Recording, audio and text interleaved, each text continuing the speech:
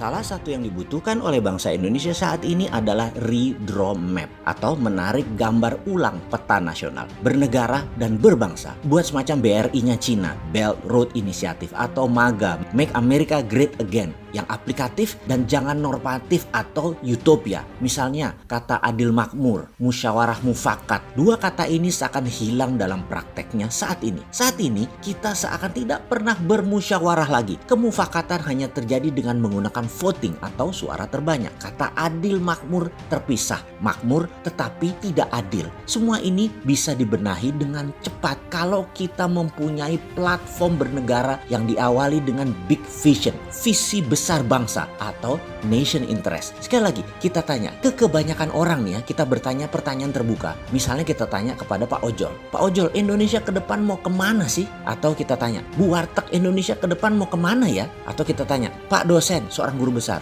Pak, Indonesia mau kemana ke depannya? Jenderal bintang 2, polisi, kita tanya, Indonesia mau kemana ya? Anggota DPR pusat kita tanya, Indonesia mau kemana Pak? Menteri pejabat sekarang kita tanya, sebenarnya Indonesia mau kemana sih? Kita tanya kepada oligarki saat ini, Indonesia menurut Anda mau kemana arahnya? Kita tanya guru SD, kita tanya tukang penjaga rel kereta api, kita tanya nelayan motor tempel 1, kita tanya petani penggarap sawah orang, kita tanya penyadap karet, kita tanya peladang, kita bertanya dengan pertanyaan yang sama. Samakah jawaban mereka semua? Kalau beda, ada masalah dengan berbangsa pada saat ini. Kalau ditanya jujur menurut saya, hanya 2 presiden Indonesia memberikan nation interest yang clear kepada seluruh rakyat. Jadi waktu ditanya, jawabannya 80% lebih mungkin akan sama, yaitu Pak Karno dengan visinya kemerdekaan, anti-imperialisme dan Indonesia menjadi pemain global. Pak Harto dengan repelitanya. Disinilah kita ingin mengingatkan tentang pentingnya memiliki nation interest. Untuk membuat nation interest kita harus punya platform bernegara untuk melaksanakan PBNU, yaitu Pancasila,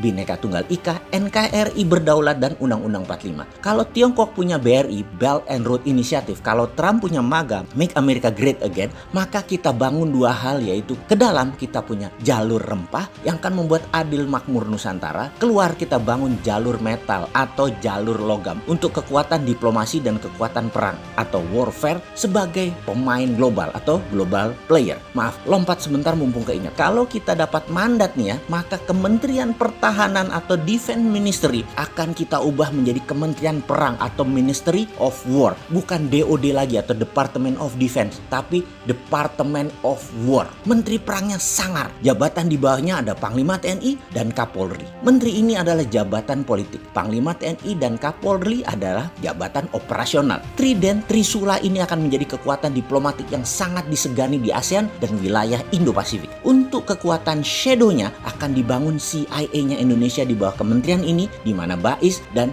Baintelkam Polri di bawah Pusat Intelijen Indonesia yang kita akan buat ini. Namanya PII kalau disingkat. BIN adalah FBI-nya Indonesia, usernya presiden. Keduanya bertemu di NSC, National Security and Defense Council versi Indonesia. Men in Black-nya versi Indonesia. Jadi semua satu suara, satu arah, seiring sejalan Indonesia berdaulat. Kembali ke topik. Sebagai bukti untuk membangun power atau kekuatan diplomasi, maka dengan sumber daya alam yaitu thorium, kita akan bangun reaktor thorium untuk PLTN, pembangkit listrik tenaga nuklir berbahan baku thorium. Kita akan bangun 10.000 megawatt. Di mana? Di Kepulauan Bangka Belitung. Di mana listriknya nanti akan diberikan ke Singapura dan Malaysia 60%-nya dengan harga yang sangat murah. Apa untungnya buat kita? Di sisi baliknya, Singapura harus membuka semua dokumen bank rekening warga Indonesia di Singapura. Untuk Malaysia, kita akan bagi hasil untuk memajaki atau memberi asuransi keselamatan dan kebersihan jalur niaga kapal laut yang akan melewati Selat Malaka. Listrik Indonesia akan murah karena tidak pakai batu bara lagi. 80% listrik Indonesia berbasis thorium dalam 20 tahun ke depan.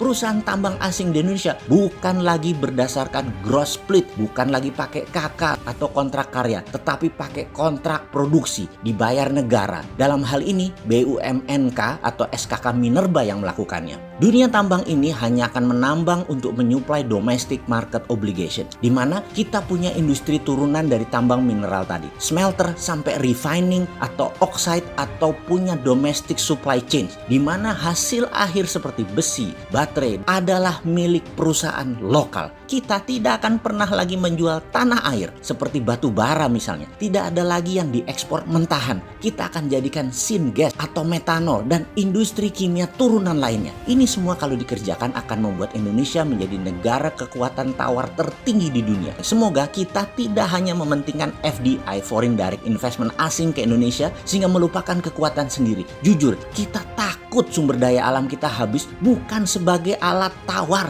tetapi buat cari makan.